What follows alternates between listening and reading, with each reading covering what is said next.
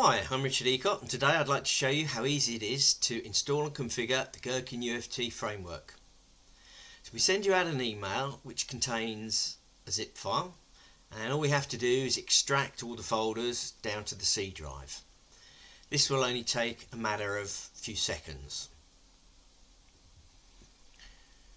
Once all the files and the folders are extracted, we can see that the main folder is called the UFT Gherkin Automation, and below that are all the subfolders containing the framework. This also contains a function library folder where all the key framework function libraries are stored. We now move on to configuring UFT One for the framework.